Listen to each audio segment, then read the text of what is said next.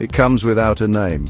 We call it the grey now, a fog that rolls in from inside the soul, not the sea. The doctors find nothing, no fever, no lesions, no cause, but the person is already fading. The grey is a thief of sensation, stealing the world piece by piece. Life becomes hollow, meaningless. It's a slow erasure, a descent into a colourless, soundless void.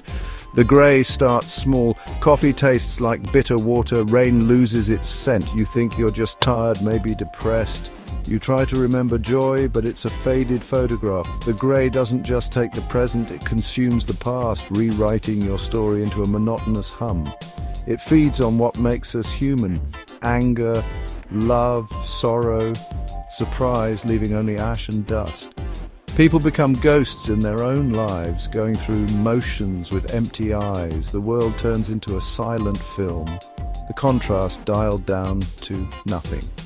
The silence is not peaceful, it's a roaring, empty dread. The world continues unaware of the silent pandemic. For those touched by the grey, the world has already ended. It ended when colour bled from a favourite painting, when a lover's touch became just pressure. It's a private apocalypse, happening behind the eyes of your neighbour, your friend, the stranger on the bus. Lost in a fog so thick, even their own reflection is a stranger. A haunting in broad daylight, the grey is everywhere and no one sees it coming. Ava noticed it on a Tuesday. The sky should have been blue, but it was a flat, pale expanse. The world's colour was gone, absent, not faded. The green grass, yellow taxis, all leached of vibrancy. The city's sounds became distant, muffled, as if behind glass. Even a dog's bark or a saxophone's melody was just a memory of sound. Ava strained to connect, but everything slipped away. Her apartment became a museum of forgotten feelings, velvet cushions, photographs, just objects, no comfort or joy. She remembered happiness only as a fact, not a feeling. She was an archivist of a life she no longer felt. The worst part was the isolation. How do you explain the world has turned to ash inside your head? She tried once with her sister. Colours were wrong. Food tasted like cardboard. Her sister suggested a vacation, more sleep, vitamins. The words were kind, but from a world away. Ava saw the gulf between them. Impossible to cross. She smiled, nodded, and never spoke of it again. The grey demanded solitude. It thrived in the quiet, lonely spaces it created. Ava was on an island, the tide rising. The world outside moved on, but hers was fading. The grey was winning. The nights were the longest. Ava scrolled her phone in the dark, searching for answers. World losing colour, can't feel anything, taste is gone. The search results were clinical: anemia, depression, nerve damage, none of it fit. This was a theft of the soul. She found the forums, the faded, the hollow, the grayscale. Their posts echoed her own thoughts. Music was just noise. A child's laughter meant nothing. They were a scattered tribe of ghosts haunting the digital ether. Finding them was not comfort, but confirmation. They mapped the void, documenting the progression of the grey. The forum was a support group for the end of the world. They shared desperate attempts to feel pain, cold, heat. Brief flashes of sensation, then the grey returned, stronger. The methods grew more extreme, more dangerous. They weren't trying to heal, just to create one last vivid memory before the final fade. A final defiant scream of colour. Ava read their stories, feeling both hope and dread. The grey was relentless, and the tribe was growing. The digital graveyard was full of echoes. Ava realized she was not alone, but that brought no comfort. The grey was everywhere, and it was hungry. The search for sensation became a desperate ritual. The tribe chased memories of feeling, ghosts of sensation. Each attempt left them emptier than before. The grey was always waiting. Ava wondered if there was any escape, or if the void was all that remained. The night pressed in, silent and grey. The idea appeared on the forums, a dangerous theory called the final dive. The grey feeds on routine, but what if you could overwhelm it with a tidal wave of sensation, a sensory overload, a shock to reboot the soul? The dives were acts of extreme, life-threatening intensity, not suicide, but a violent affirmation of life. Skydiving without an instructor, free-climbing skyscrapers, driving at breakneck speeds.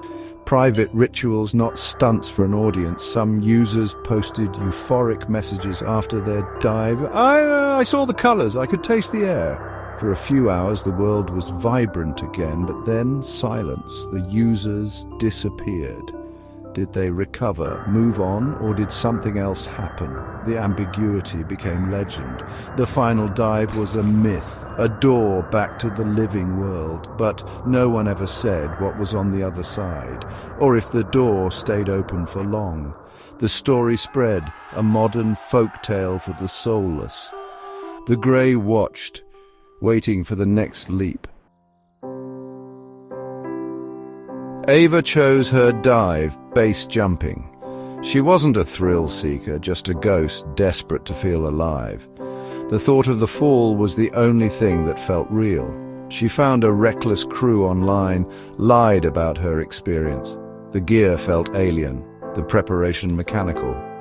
She practiced in her grey apartment, movements empty of fear or excitement. The night of the jump was cold, the city a grid of dull lights below. The others were alive with energy. Ava felt nothing. The grey was thick, holding her tight. She was an observer, disconnected from herself. "Ready to kiss God?" someone shouted. She nodded, numb. Her turn. She shuffled to the edge, the drop immense. She thought of red strawberries, sunlight. Just words now. She stood on the edge, a ghost about to leap, hoping the fall would remind her she was alive. The city waited below, silent and indifferent.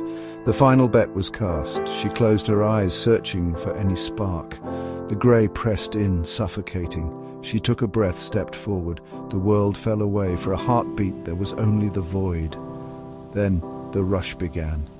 The dive was underway. Ava hoped for a miracle. The grey hoped for a feast. She jumped. At first, nothing, just the silent grey fall. The city below grew larger, the wind a dull pressure. The grey clung to her, cold and relentless, then a flicker, a spark behind her eyes. Streetlights bloomed into brilliant stars, colours flooding in all at once. The dam broke, the world screamed colour. The sound crashed in, the wind, the city, her own heartbeat. Overwhelming, glorious, she laughed, raw and alive. The grey was gone, burned away by the fall. She pulled the cord. The parachute jolted her back. Pain confirmation she was alive. The canopy bloomed, a splash of colour against the night. The descent slowed, the world drifted below. She could smell the city, exhaust, river, food. It was wonderful. This was the victory, the miracle of the final dive. She had faced the void and filled it with light. She had won, for now. The grey was silent, but not gone. The landing was rough. Ava lay on the rooftop, breathing in colour and sound. The world was a feast. She was reborn. The grey felt like a bad dream. But as the adrenaline faded, something else crept in. The grey was not gone. It was different. No longer a fog, but a presence, watching, waiting. It had tasted the fall, the terror, the explosion of sensation, and it had liked it. The final dive hadn't banished the grey. It had fed it. The emptiness now craved more. The grey was no longer content with crumbs. It wanted the peak of human feeling, the scream of survival. The quiet dread was gone, replaced by hunger. The grey was stronger, an active predator. It didn't want to erase her. It wanted to use her. It wanted more, another fall, another scream. The victory had been a trap. She had taught the beast what to hunt. The need for the edge grew, a black hole of want. It was not her need, it was the grey's, and it was consuming her from the inside out. The cycle had only begun. The days that followed were a new kind of hell. The world was in colour, but tainted. Every sensation was a pale imitation of the fall. The grey demanded intensity, a junkie craving its next fix. The memory of the jump became a blueprint for the next high. She tried to return to her old life, books, music, comfort, but nothing satisfied. The grey rejected the gentle, the calm. Only terror and adrenaline would do. The forum was now a torment. The others had gone silent. She understood. They hadn't recovered, just chased the next dive, each one more extreme, more dangerous. They were addicts, feeding the thing that devoured them. The craving became her world, a parasite whispering suggestions. The city became a landscape of potential drops. Her thoughts were no longer her own. The grey's hunger wore her mind like a mask. She was a puppet, the void pulling the strings. The craving would never be satisfied. Tonight she is back, different building, higher ledge. The wind is sharper, the need more desperate. There is no choice. Her body moves on hunger's command. The grey screams for release, for the fix of the fall. The city lights are just a target, the end of a fast journey. She knows what will happen. The jump will work, colours will explode, euphoria will return. The grey will feast, and for a moment she'll feel alive. It's a perfect symbiotic horror. Her body, its reward. The twist, she's now complicit. Her will and the grey's hunger are one. Who wants to jump, Ava or the grey? The question is meaningless. They are intertwined, a double helix of self-destruction. The victory was the infection. The cure was the disease. She looks down. The drop is a dark river. She knows this won't be the last jump. Each one will need to be higher, faster, riskier, until the day the chute doesn't open. That will be the real final dive. The only one that will satisfy the grey for good. She takes a breath. The cold air fills her lungs. It doesn't feel like a choice, just necessity, inevitable. She leans forward. The void rushes up to meet her. The cycle continues. The grey is always hungry.